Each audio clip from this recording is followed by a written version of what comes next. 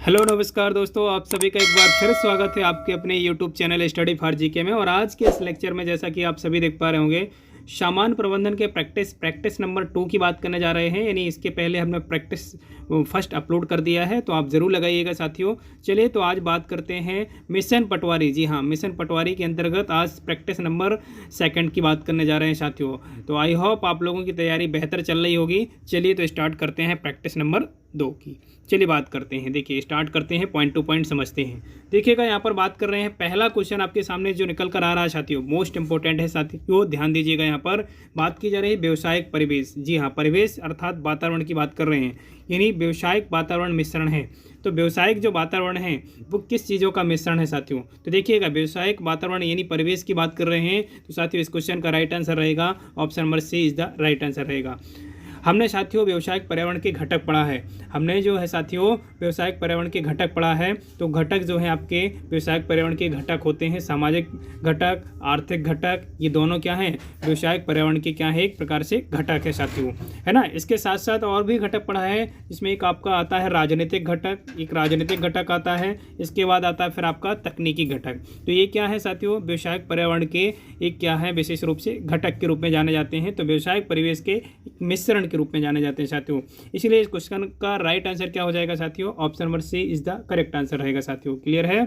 चलिएगा next question की ओर चलते हैं। नेक्स्ट क्वेश्चन देखिएगा, क्वेश्चन नंबर 2 की बात कर रहे हैं, जो कि IMP लगाइएगा साथियों। देखिएगा यहाँ पर बात की जा रही है व्यावसायिक पर्यावरण में खतरे से क्या तात्पर्य है? जी हाँ, व्यावसायिक पर्यावरण में खतरे से क्या तात्पर्य है? यहाँ पर बात की जा रही है बिजनेस एनवायरनमेंट की बात कर रहे हैं। बिजनेस एनवायरनमेंट से क्वेश्चन पूछा गया साथियों।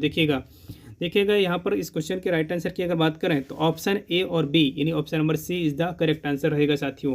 ध्यान रखिएगा साथियों, ध्यान रखिएगा कि बाह्य पर्यावरण रुझान और बाह्य पर्यावरण परिवर्तन ये व्यावसायिक पर्यावरण को खतरे में डाल सकता है साथियों, याद रखिएगा।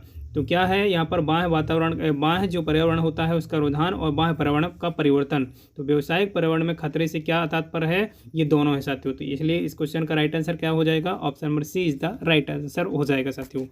चलिएगा नेक्स्ट क्वेश्चन की ओर बढ़ते हैं साथियों। नेक्स्ट क्वेश्चन देखिएगा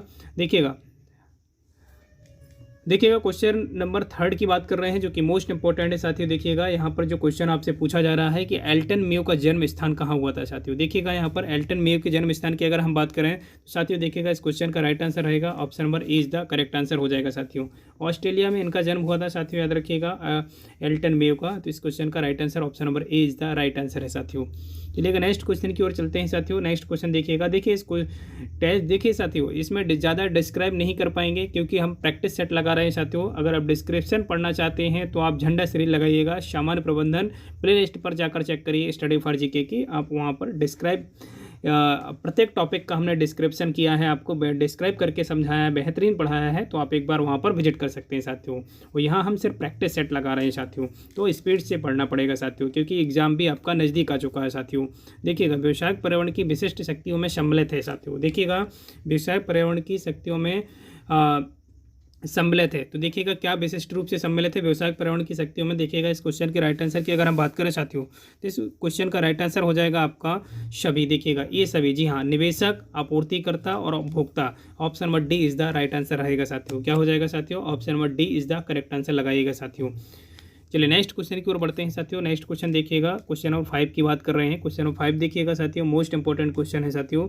देखिएगा यहाँ पर जो पूछा जा रहा है आपसे कि आंतरिक पर्यावरण के घटक कौन से हैं, कौन कौन से आंतरिक पर्यावरण के घटक हैं, इनमें से आपको राइट आंसर चूज करना है। ये ऑप्शन आपके सामने दिए गए हैं साथियों। देखिएगा इस क्वेश्चन में अगर राइट आंसर की हम बात करें तो देखिएगा क्वेश्चन नंबर 5 में इसका राइट आंसर हो जाएगा साथियों option number D is the correct answer है साथियों। क्या हो जाएगा साथियों? ऑप्शन नंबर डी लगाइएगा। जी हाँ, उद्देश्य आंतरिक पर्यावरण के घटक में शामिल होता है साथियों, और इसके अलावा उत्पादन प्रणाली और नीतियाँ साथियों। इसलिए इस क्वेश्चन का right answer option number D लगाइएगा साथियों। चलिए नेक्स्ट क्वेश्चन की ओर बढ़ते हैं। नेक्स्ट क्वेश्चन देखिएगा, क्वेश्चन नंबर 6 देखिएगा।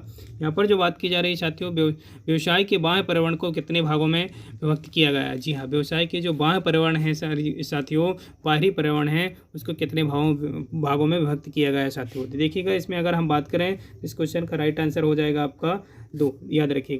याद रखिएगा ऑप्शन नंबर 2 इसका राइट आंसर रहेगा। ऑप्शन नंबर सी लगाइएगा साथियों, है ना। याद रखिएगा व्यवसाय का जो पर्यावरण है वो 2 भागों में वर्गीकृत किया गया है साथियों। चलिए नेक्स्ट क्वेश्चन की ओर बढ़ते हैं साथियों। देखिएगा नेक्स्ट क्वेश्चन देखिएगा क्वेश्चन नंबर 7 की बात करने जा रहे हैं साथियों, जो कि मोस्ट इंपॉर्टेंट है, आपके एग्जाम में पूछा जा सकता है डायरेक्ट। देखिएगा व्यावसायिक संचालन हेतु पारित अधिनियम है। जी हाँ, व्यावसायिक संचालन हेतु पारित अधिनियम कौन सा है? यहाँ पर जो ऑप्शन दिए गए हैं, देखिएगा इस क्वेश्चन का राइट आंसर हो जाएगा option number D is the right answer रहेगा साथियों, ऑप्शन नंबर डी। जी हाँ, कंपनी अधिनियम 2013, प्रतिस्पर्धा अधिनियम 2002 और इसके अलावा उपभोक्ता संरक्षण अधिनियम 1986 साथियों। इसलिए इस क्वेश्चन का right answer option number D लगाना है साथियों। आप लोगों को क्लियर है? चलिए नेक्स्ट क्वेश्चन की चर्चा करते हैं साथियों। देखिएगा नेक्स्ट क्वेश्चन, देखिएगा क्वेश्चन नंबर 8 की बात कर रहे हैं। 8 नंबर देखिएगा क्वेश्चन, ये भी पूछा गया क्वेश्चन एग्जाम पर। देखिएगा किसी भी देश की आर्थिक नीतियों में किस नीति का महत्वपूर्ण स्थान है साथियों। देखिएगा यहाँ पर जो ऑप्शन आपके दिए गए हैं, मौद्रिक नीति या राजकोषीय नीति। देखिएगा इस क्वेश्चन का राइट आंसर हो जाएगा आपका ऑप्शन, देखिएगा क्वेश्चन नंबर 8 की बात कर रहे हैं। क्वेश्चन नंबर 8 में इसका राइट आंसर रहेगा ए और बी दोनों। देखिएगा option number C is the correct answer है साथियों, इसका ऑप्शन नंबर सी लगाइएगा साथियों। क्लियर है? Option number C is the right answer लगाइए साथियों। चलिए नेक्स्ट देखिएगा क्वेश्चन नंबर 9 की बात कर रहे हैं साथियों। किसी देश की विदेश नीति प्रभावित करती है वहाँ की, किसको प्रभावित करती है किसी देश की विदेश नीति? सामाजिक वातावरण को, तकनीकी वातावरण को, या फिर इसके अलावा जो ऑप्शन दिए गए राजनीतिक वातावरण को। देखिएगा इस क्वेश्चन के राइट आंसर की अगर हम बात करें क्वेश्चन नंबर 9 की, देखिए option number D is the right answer हो जाएगा साथियों। जी हाँ, सभी, ये सभी प्रभावित होते हैं साथियों, याद रखिएगा। क्लियर है? ये सभी प्रभावित होते हैं, आपको याद रखना रहेगा साथियों। चलिएगा नेक्स्ट देखिएगा क्वेश्चन नंबर 10 की बात कर रहे हैं साथियों। देखिएगा यहाँ पर बात की जा रही है जुलाई 2020 से कितने उद्योगों को लाइसेंस की अनिवार्यता है साथियों। जी हाँ, जुलाई 2020 से कितने उद्योगों को लाइसेंस की ज़रूरत पड़ेगी आपको, तो याद रखिएगा यहाँ पर जो बात की जा रही है साथियों। देखिएगा जुलाई 2020 यानी कि चालू कर दिया गया है साथियों, है ना। 2020 से लाइसेंस अनिवार्य कर दिया गया है, वो देख लीजिएगा। यहाँ पर जो बात की जा रही है, यहाँ पर देखिएगा क्वेश्चन नंबर 10 की बात कर रहे हैं, और 10 में देखिएगा option number B is the right answer हो जाएगा साथियों। क्या हो जाएगा? ऑप्शन नंबर बी लगाइएगा साथियों, 5। क्लियर है? चलिएगा नेक्स्ट देखिएगा, वैश्वीकरण की विशेषता नहीं है। जी हाँ, वैश्वीकरण की क्या विशेषता नहीं है, ये आपसे पूछा गया साथियों। मोस्ट इंपॉर्टेंट क्वेश्चन है, आप डबल स्टार लगा लीजिएगा। एग्जाम पर बिल्कुल आपको इसी प्रकार से देखने को मिल सकता है साथियों, याद रखिएगा। वैश्वीकरण की विशेषता नहीं है। आयात शुल्क में कमी, निर्यात शुल्क को हटाना, आयात शुल्क में वृद्धि। तो साथियों इस क्वेश्चन के राइट आंसर की अगर हम बात करें तो इस क्वेश्चन का राइट आंसर हो जाएगा आपका आयात शुल्क में वृद्धि। जी हाँ, आयात शुल्क में वृद्धि यानी option number A is the right answer है साथियों। इस क्वेश्चन का राइट आंसर क्या है? आयात शुल्क में वृद्धि, आयात शुल्क में वृद्धि। और आयात शुल्क में वृद्धि कौन सा है आपका साथियों, याद रखिएगा। Option number C is the right answer है साथियों। क्या हो जाएगा? ऑप्शन नंबर सी लगाइएगा साथियों। ठीक है, चलिएगा नेक्स्ट क्वेश्चन की ओर बढ़ते हैं साथियों। नेक्स्ट देखिएगा क्वेश्चन नंबर 12 देखिएगा। हमने टॉप एमसीक्यू रखा है साथियों, टॉप एमसीक्यू रखा है, टॉप 15 एमसीक्यू लिया है, जो कि मोस्ट इंपॉर्टेंट है साथियों। और अभी तक आप चैनल में नए हैं साथियों, तो आज ही चैनल को सब्सक्राइब कर लीजिए, स्टडी फॉर जीके चैनल। जी हाँ, स्टडी फॉर जीके चैनल को सब्सक्राइब कीजिएगा साथियों, सबसे पहले सफलता के लिए। जी हाँ, साथ में बेल आइकन को ऑन करना बिल्कुल ना भूलिएगा, बेल आइकन को ऑन करना है, क्योंकि हम विशेष रूप से एक बेहतर कंटेंट प्रोवाइड कराते हैं साथियों। देखिएगा यहाँ पर बात की जा रही है एलपीजी। जी हाँ, लिक्विड पेट्रोलियम गैस पैकेज की घोषणा किस तत्कालीन वित्त मंत्री के द्वारा की गई थी। जी हाँ, एलपीजी पैकेज की घोषणा किस वित्त मंत्री के द्वारा की गई थी। देखिएगा यहाँ पर जो ऑप्शन दिए गए हैं, देखिएगा इस ऑप्शन के रिगार्डिंग अगर हम बात करें तो इस क्वेश्चन का राइट आंसर हो जाएगा आपका ऑप्शन नंबर डी। जी हाँ, ऑप्शन नंबर डी याद रखिएगा, मनमोहन सिंह। जी हाँ, मनमोहन सिंह आपके वित्त मंत्री, इसके अलावा ये आपके पीएम भी थे, ये विशेष रूप से आपको याद रखना होगा। मनमोहन सिंह के इस समय वित्त मंत्री थे उस समय, और इन्होंने लॉन्च की थी एक योजना, एलपीजी पैकेज की घोषणा की थी साथियों। क्लियर है? चलिएगा option number D is the right answer है साथियों इस क्वेश्चन का। नेक्स्ट देखिएगा क्वेश्चन नंबर 13 की बात कर रहे हैं। देखिएगा मोस्ट इंपॉर्टेंट है साथियों, यहाँ पर नई आर्थिक नीति के अंग हैं। जी हाँ, नई आर्थिक नीति के अंग कौन कौन से हैं देखिएगा साथियों, उदारीकरण, निजीकरण, भूमंडलीकरण, उपरोक्त सभी। जी हाँ, उपरोक्त सभी इसका राइट आंसर है, ऑप्शन नंबर डी लगाइएगा राइट आंसर साथियों।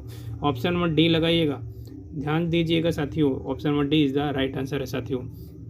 चलिएगा नेक्स्ट क्वेश्चन की ओर बढ़ते हैं। देखिएगा क्वेश्चन नंबर यहाँ पर 14 की बात कर रहे हैं। क्वेश्चन नंबर 14 देखिएगा, यहाँ पर बात की जा रही है कि 12वीं पंचवर्षीय योजना की अवधि क्या है। जी हाँ, 12वीं पंचवर्षीय योजना की अवधि क्या है।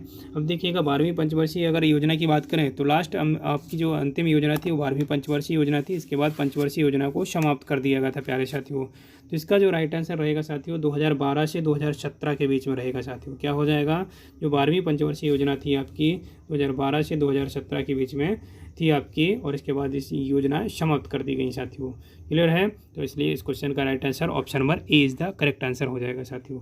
नेक्स्ट देखिएगा, आज के सेशन का लास्ट क्वेश्चन है साथियों, और वीडियो अगर पसंद आता है तो दबा के लाइक कीजिएगा साथियों, और शेयर करना बिल्कुल ना भूलिए। देखिएगा, नई आर्थिक नीति किस वर्ष घोषित की गई थी? जी हाँ, नई आर्थिक नीति कब घोषित की गई थी, यहाँ पर ये क्वेश्चन पूछा गया है साथियों कि नई जो आर्थिक नीति है वो किस वर्ष घोषित की गई थी। जो नवीन आर्थिक नीति है वो घोषित की गई थी वर्ष 1991, यानी कि इस क्वेश्चन का राइट आंसर हो जाएगा ऑप्शन नंबर बी।